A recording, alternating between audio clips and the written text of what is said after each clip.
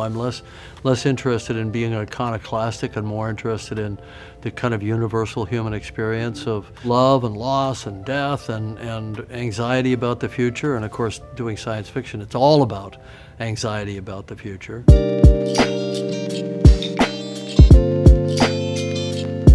The Way of Water and Fire and Ash, which are really two parts of the same story, concluding, at the end of Fire and Ash, feels very close to me right now for a lot of reasons, having to do with grief and loss and having to do with being a parent. It's a very anxious time, and especially, I think these days, worse than ever.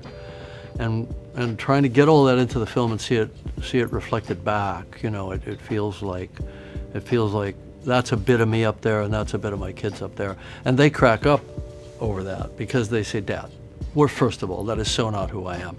Secondly, that maybe is a little bit who I was back when you wrote this 10 years ago, but it's completely irrelevant now. I'm like, okay, but it's valid. It's from my perspective, And anyway, I gave them other names.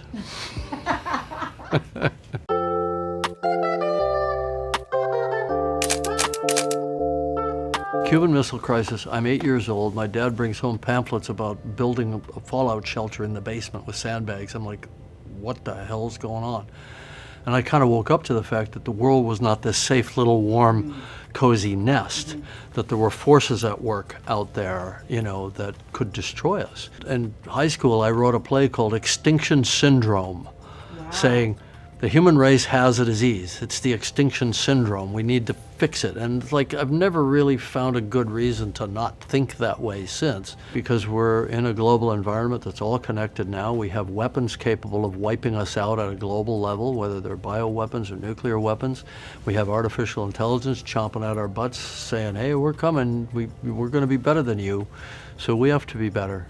Becoming a parent, and having a certain streak of optimism in the middle of all that around human nature and human perseverance and intelligence, and it does give me a little bit of a ray of hope. We can get ourselves out of the messes that we create. So how do we get to that?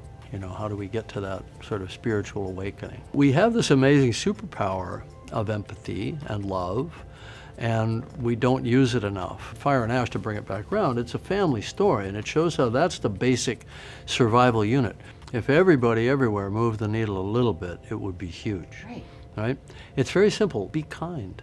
Use your mirror neuron. Anticipate what the other person is feeling when you say something, when you do something, I'm trying to incorporate that into my daily life more and more and more. I'm mostly successful.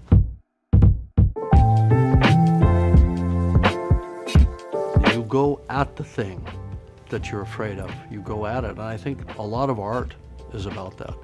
We don't do the art about our happy place.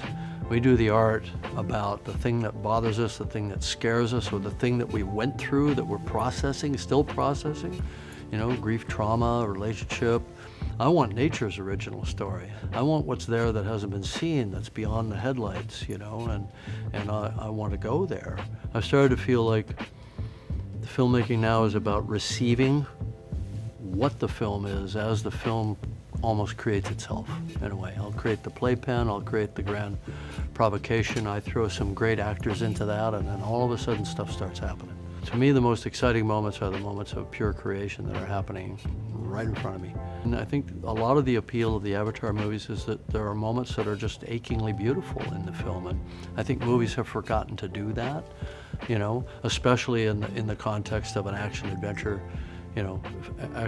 film. They're gray, they're dark, they're monochrome, everything's cut really fast, and I'm on edge for 2 hours straight. It's like Avatar movies have dynamic range. They go from the beautiful to the terrifying to the heart-wrenching, to the joyful. It's the full gamut of human expression. That's why they're 3 hours long. Hopefully people will see the value of a certain extraordinary level of visualization and realization of a fantasy world building, as they love to call it. If people still value that and they value the cinema experience, okay, we'll still have a place. But, all of that stuff is kind of above my pay grade. I just try to make good movies.